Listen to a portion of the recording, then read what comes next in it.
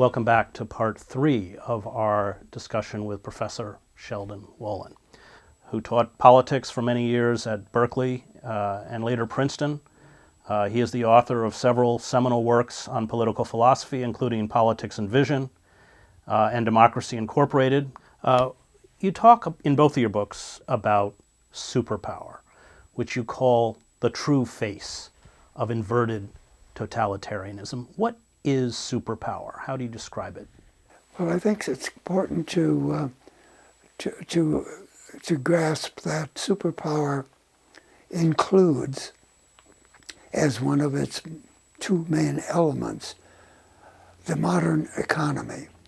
And the modern economy, with its foundations in not only economic activity, but scientific research, is always a dynamic economy and always constantly seeking to expand, to get new markets, to be able to produce new goods and so on. So that superpower's dynamism becomes a kind of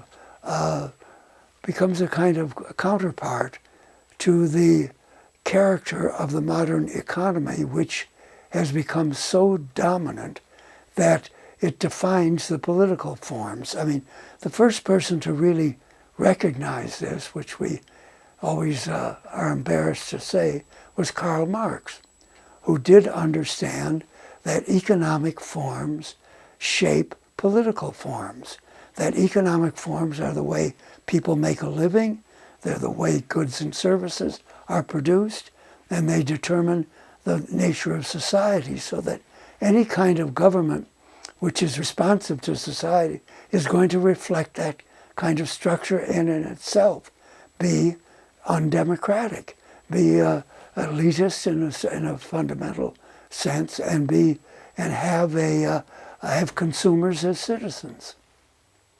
And Marx would also argue that it also defines ideology. It does. It does define ideology. And Marx was really the first to see that ideology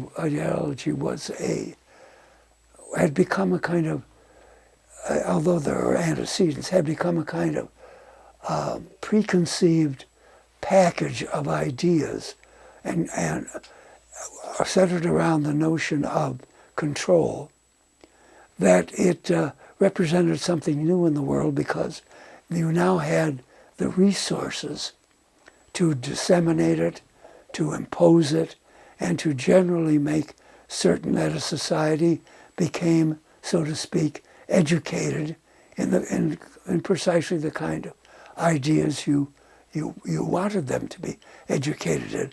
And that became all the more important when societies entered the stage of relatively advanced capitalism, where the emphasis was upon work, getting a job, keeping a job, holding it in insecure times. And when you got that kind of situation, everybody wants to put their political beliefs on hold. They don't want to have to agonize over them while they're agonizing over the search for work or worrying about the insecurity of their position. They are understandably preoccupied with survival. And at that point, democracy becomes at best a luxury and at worst simply an afterthought. And it's so that its future becomes very seriously compromised, I think. And when the ruling ideology is determined by capitalism, corporate capitalism, you write, we have an upending of traditional democratic values, because capitalist values are about expansion, exploitation, profit, the cult of the self, and you stop even asking questions that can bring you into democratic or participatory democracy. I think that's true to an extent, but I would amend that to say that once the kind of supremacy of the capitalist regime becomes assured, and where it's evident to everyone that it's not got a real alternative in confronting it, that I think its genius is it sees that a certain relaxation is not only possible, but even desirable, because it gives the impression that the regime is being supported by public debate and supported by people who were arguing with other people, who were who were allowed to speak their minds, and so on. And I think it's when you reach that stage that you get, as I think we have, that the problematic relationship between capitalism and democracy become more and more acute. And yet we don't have anyone within the mainstream who questions either superpower or capitalism. No, they don't. And I think, I don't think it may be a question of, weakness, but I think the problem is really, I think, more sort of quixotic. That is, capitalism, unlike earlier forms of economic organization, capitalism thrives on change. It presents itself as the dynamic form of society with new inventions, new discoveries, new forms of wealth, so that it doesn't appear like the old regime as sort of an encrusted old fogey type of society. And I think that makes a great deal of difference, because in a certain sense you almost get it roles reversed. That is, in the old regime, the dominant powers, aristocracy and so on, wanted to keep the lid on. And the insurgent democracy, liberalizing powers, wanted to take the lid off. But now I think you get it, as I say, I think you get it kind of reversed. That democracy, it now wants, in its form of being sort of the public philosophy, now wants to keep the lid on, and becomes, I think, increasingly less or more averse to examining to self-examination, and becomes increasingly, I would say, even intolerant of views which question its own assumptions, and above all, question its consequences. Because I think that's where the real issues lie, is not so much with the assumptions of democracy, but with the consequences, and trying to figure out how we've managed to get a political system that preaches equality and an economic system which thrives on inequality and produces inequality as a matter of course. Well, in all totalitarian societies, there's a vast disconnect between rhetoric and reality, which, of course, would characterize inverted totalitarianism. Well, I guess that's true. I think I'd probably qualify that, because I'd qualify it in the sense that when you look at Nazism and fascism, they were pretty upfront about a lot of things, leadership principle, racist principles, and they made no secret that they wanted to dominate the world.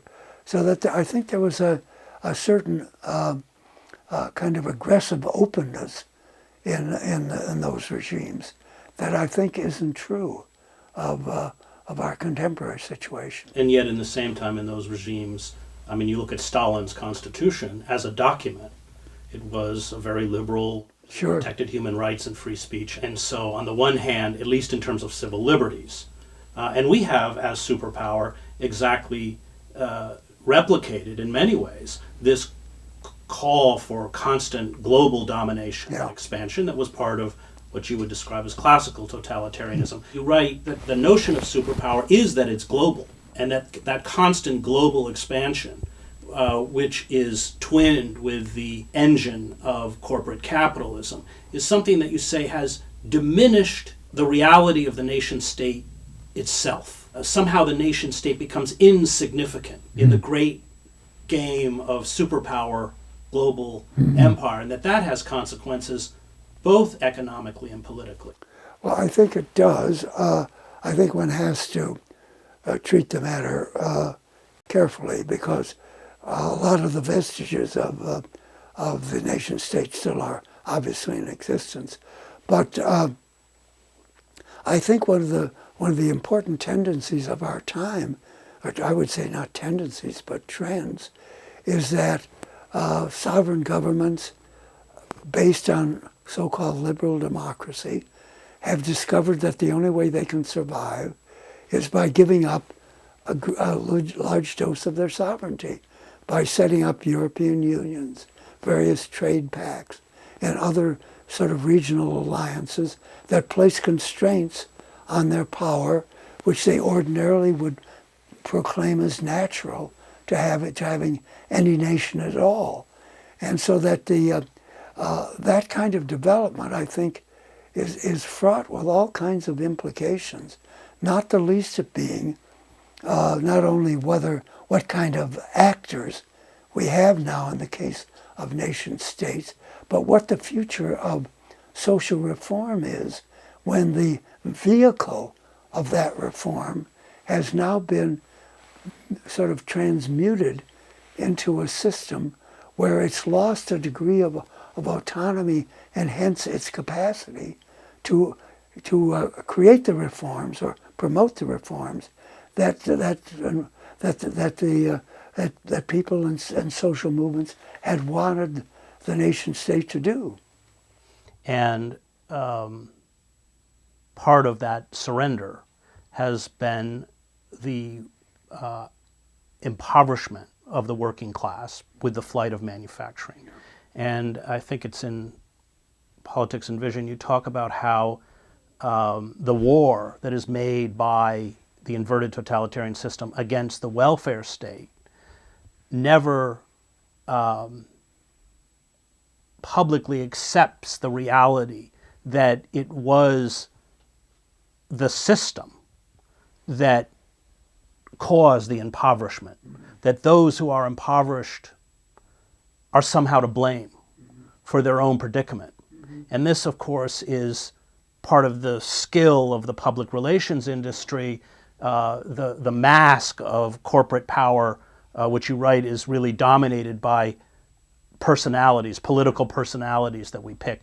And that has had, I think, I don't know if you'd agree, a kind of has been a very effective way by which the poor and the working class have internalized their own repression and in many ways become disempowered, because I think that message is one that even at a street level, many people have ingested. Mm-hmm. Yeah, I think you're right about that. The problem of how to get a foothold by democratic forces in the kind of society we have is so problematic now that it's very hard to envision how it would take place. And the ubiquity of the present economic system is so profound, and it's accompanied by this apparent denial of its own reality. Yeah. That it becomes very hard to find a defender of it who isn't really doesn't want to claim in the end that he's really on your side. It's a very paradoxical situation, and I don't know. I mean, I think we all have to take a deep breath and try to start from scratch again in thinking about where we are, how we got there, and what kind of immediate steps we might take in order to alter the course that I think we're on, which really creates societies which, when you spell out what's happening, nobody really wants, right, or at least not ordinary people want. It's a very strange situation where, and I think, not least among them is, I think, the factor that you suggested, which is the kind of evaporation of leisure time and the opportunities to use that for political education and as well as kind of refreshment, moral refreshment. But it's a really totally unprecedented situation where you've got affluence, opportunity, and so on, and you have these kinds of frustrations, injustices, and really very diminished life prospects. You agree, I think, with Karl Marx that unfettered, unregulated corporate capitalism is a revolutionary force. Oh, indeed. I think it's been demonstrated even beyond his wildest dreams that you just have to see what happens when a underdeveloped part of the world, as they're called, becomes developed by capitalism. Just transforms everything from social relations to not only economic relations, but prospects in society for various classes and so on. No, it's a mighty, mighty force, and the problem it always creates is trying to get a handle on it, partly because it's so omnipresent. It's so much a part of what we're used to that we can't recognize what we're used to as a threat. And that's part of the paradox. You take issue with this, or point out that in fact it is a revolutionary force, and yet it is somehow as a political and economic position the domain of people as self-identified conservatives. Yeah, it is. I think they're conservative on sort of one side of their face, as it were, because I think they're always willing to radically change, let's say, social legislation that's in existence to defend people, ordinary people. I think they're very selective about what they want to preserve and what they want to either undermine or completely eliminate. That's of course the kind of way that the political system presents itself in kind of an interesting way. That is, you get this combination of conservative and liberal in the party system. I mean, the Republicans stand for pretty much the preservation of the status quo, and the Democrats have as their historical function the kind of moderate reformism that's going to deal with some of the excesses without challenging very often the basic system. So that it kind of strikes a wonderful balance between preservation and criticism. The criticism, because the preservation element is so strong, criticism becomes always constructive in the sense that it presumes the continued operation of the present system in its main elements. Of both corporate capitalism and superpower. Absolutely. And yet you say that at this point, political debate has really devolved into what you call non-substantial issues. Issues that don't really mean anything if we talk about politics as centered around the common good. Yeah, political debate has become, either so rhetorically excessive as to be beside the point, or else to be so shy of taking on, the basic problems. But, again, you're back in the kind of chasing the tail problem. The mechanisms, i.e. political parties, that we have that are supposed to organize and express discontent are, of course, precisely the organs that require the money that only the dominant groups possess. Right. I mean, long ago there were theories or proposals being floated to set up public financing. But public financing, even as it was conceived then, was so minuscule that you couldn't possibly even support a kind of lively political debate in a modest way.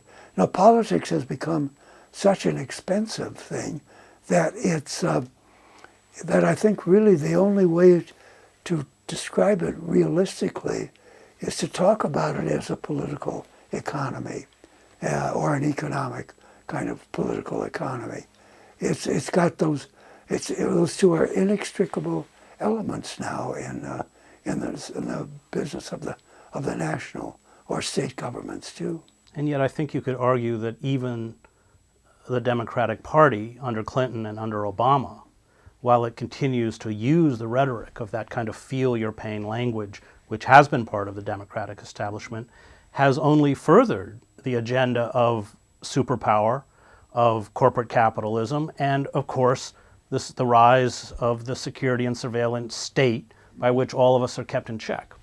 Yeah, I think that's true because the reformers have simply hesitated,